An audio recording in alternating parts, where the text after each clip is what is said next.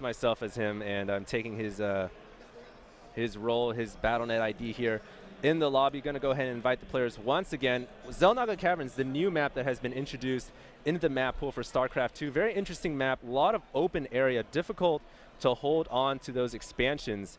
If you're any kind of player, really, it's very, very hard to hold on. And I've invited Nadagast. Your account is MLG Cast. We will go ahead and invite you as well. And one thing on that map is it's actually really hard to hold the high yield expansions, and so you won't see as many basically high macro games, because I've only seen, I think, one game on that map where someone was able to successfully hold those high yield minerals, because as you said, a lot of open areas on this map can make it very, very difficult to not only hold those, but draw the game into the late game, because the rest of the expansions are kind of around the outskirts, and so that leaves your main wide open for a main attack. So we're just inviting the last one right now. Waiting for the suggestion. We can go ahead and suggest Damaddar, and we can invite him to the game. All right, so we have Damaddar and Nadagast here. We're going to go ahead and pull him up, and let's go ahead and take a look at Damaddar's profile. Just interested to see what main race he does play and what kind of matchup we might be in store here for today. It is going to be a Protoss player, so it's going to be a TVP.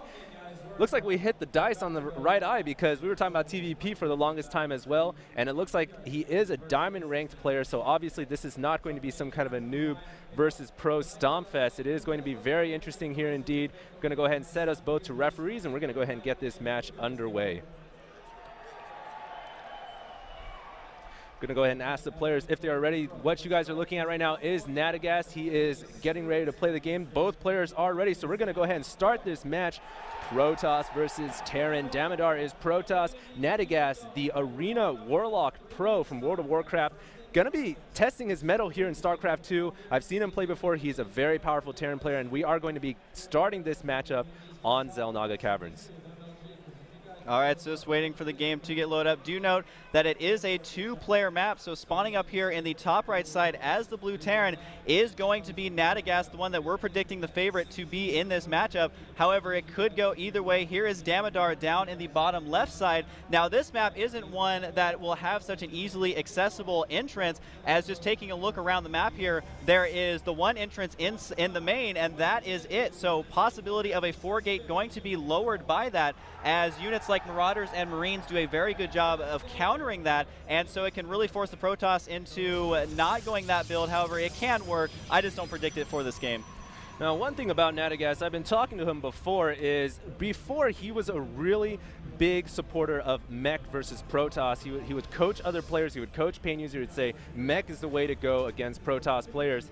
But recently, he's been playing a couple of games against Inca, and he tried his mech strategy out, but it got absolutely crushed by Inca. And with that, he's actually started to doubt his mech play, and he's been thinking lately, maybe I should go bio instead of mech, and that is obviously two different options that a Terran player can go for. And it's kind of a controversy inside Nadagast's mind, because he likes to stick with the old Brood War style. He wants to play mech against Protoss, and he wants to play bio against Zerg. So it's really tough for him to say, okay, look, I'm going to change it up and play bio against Protoss. So it's really unclear what Nadagast is going to go for. He's more practiced with mech, but he says that he can win games with bio as well. So it's going to be interesting to see what he decides to open up with. Looks like standard 12 racks, 13 gas for Nadagast opening up on his side of the map.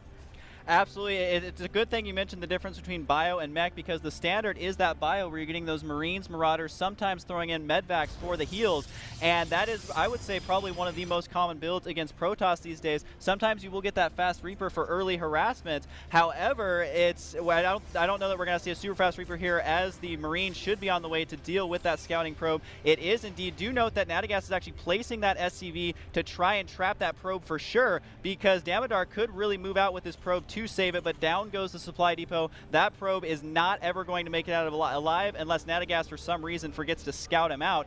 And it is interesting that he prefers a meching style, because you don't see that nearly as much in StarCraft 1, absolutely. In StarCraft 2, you're almost always going to see those Marine Marauders, and there goes the probe down right now. So that Marine getting one kill already. He's feeling pretty cool. And so we're just going to kind of wait here to see exactly what tech path the Protoss decides to do, actually opting to get 2 gateways before his Cybernetics core, which usually against Terran, you're going to want to get that Cybernetics core out as soon as you possibly can. And he's actually using his Chrono Boost on top of the Stalkers, more standard to use it on the Warp Gate.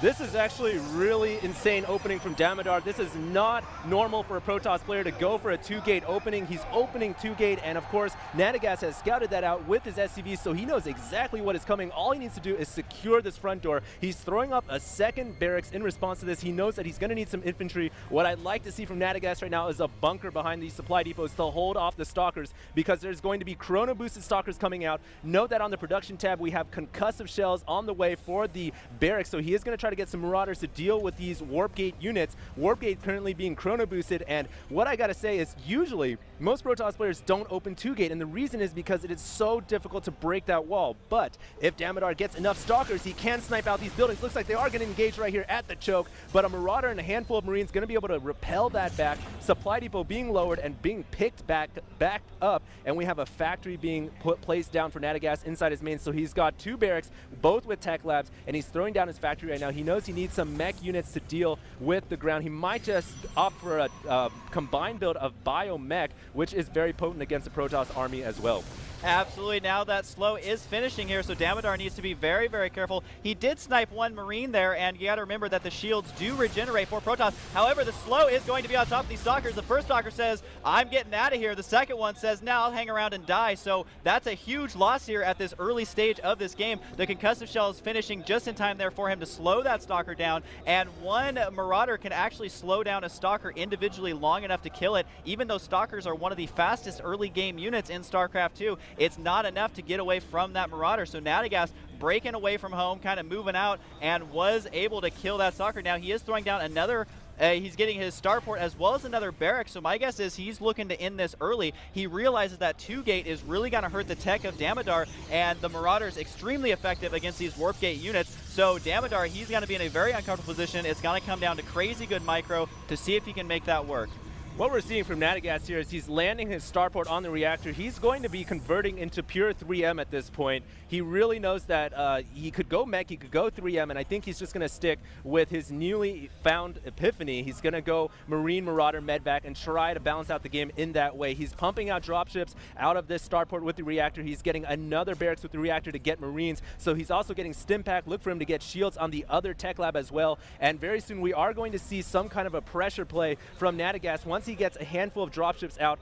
Interesting that he's also getting a Hellion out of this factory, so look to see that Hellion do some damage as the game progresses. Damaddar has control of this watchtower right now, so he sees the advance from the Terran army. Nadagast is pushing forward, and Damaddar is going to fall back with his Protoss army, not electing to engage this very powerful bio army on the ground, along with the dropships healing in the air. It looks like Nadagast is going to mobilize his infantry and possibly do some kind of a backdoor drop with that dropship. Meanwhile, Damaddar back in his base, he does have a robotics facility, so transitioning into 3-gate robo, getting some immortals to deal with the Marauders, always great play, getting the right counter unit. Looks like the dropship coming into the main, but it is going to back away. Nadagast not choosing to drop there.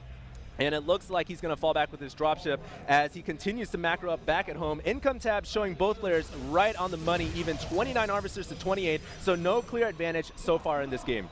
All right, so the medevac is getting out of there. Definitely want to make sure not to lose that medevac. When you do lose those, if they have units inside, those units are forever gone. So not only are you going to be able to kill the dropship, you're also killing every single unit inside. The second medevac is now completing. The observer's trying to chase it around. However, medevacs are faster than the observers, which means he doesn't know if this drop is actually on the way or not, which the rally points are showing that it is indeed. And the Marine Marauder army is now in full effect as all 3 barracks are pumping out units nonstop. We do have more and more medevacs here, which really means that Nadagast is looking to move out, and I don't think he actually has any ghosts yet. No, he does not. And here comes the drop now into the main. He's going to be dropping right here. Unfortunately for Damaddar, he's warping in units. They do die very, very quickly. They did not stand a chance. That was money completely wasted there, and I think that Damaddar is now kind of in the center. I don't even know if he can take this army right now. He is going to attempt. There is 1 Immortal, and there is no EMP to soften it up. Focus firing down. That Immortal, though, right now is going to go down. I don't think this army in the center is going to last much longer for Damaddar, so Nadagast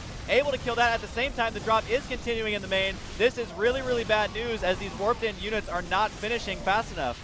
Nadagast here with brilliant play, coming in with the dropship into the main, and meanwhile engaging the main army outside in the center of the field, and he was able to inflict crucial damage, killing off the entire Protoss army at the center of the map, and he even was able to evacuate the 2 Marauders that he dropped into the main, losing very few forces, and he has forced the cancel on the Nexus here. There was a Nexus being worked in. He forced Damaddar to cancel. He's going to walk up here, but the force field from the Sentry going to block off the rest of the Marines and the Marauders, and it looks like with that force field, Damaddar might be able to stay alive to suffer and die another day. The question is he going to have enough time to cycle out another production of units? He's not producing more, and there we go, going to warp in 3 more Stalkers, but the Marines and Marauders and Medvacs coming in here to clean the house of the Protoss army. All the Zealots getting completely wiped away, in a Marine reinforcement squadron coming up the ramp. This is going to secure the win for Nadagast here in round 1 of Nadagast versus Damaddar. Damaddar GG's out of game number 1. All right, that is exactly the kind of play you need to do. Meching not very effective against Protoss. Nadagast going a little bit out of his comfort zone, I'm sure.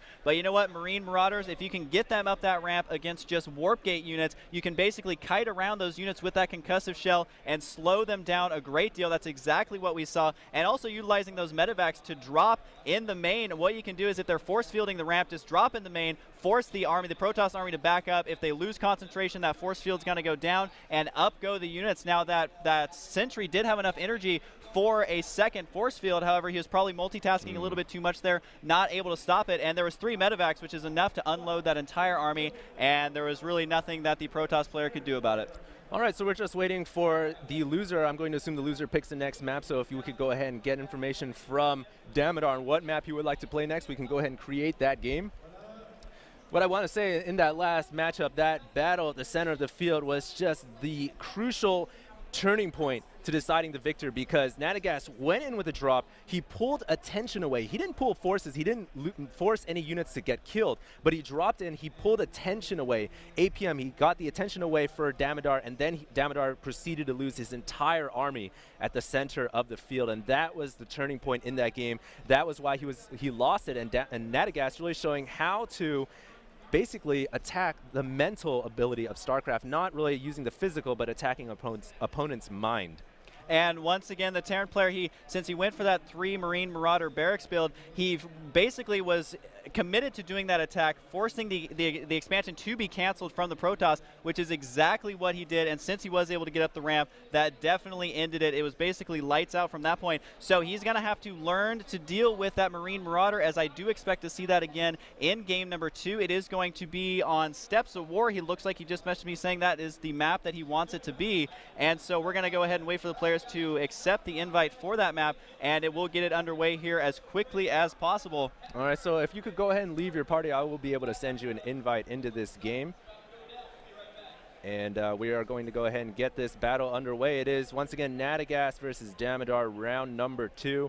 And we do have Nadagast in the game right now. We're going to go ahead and invite MLG Cast to get back into this game, who is, of course, Husky StarCraft, to co-cast this game with me.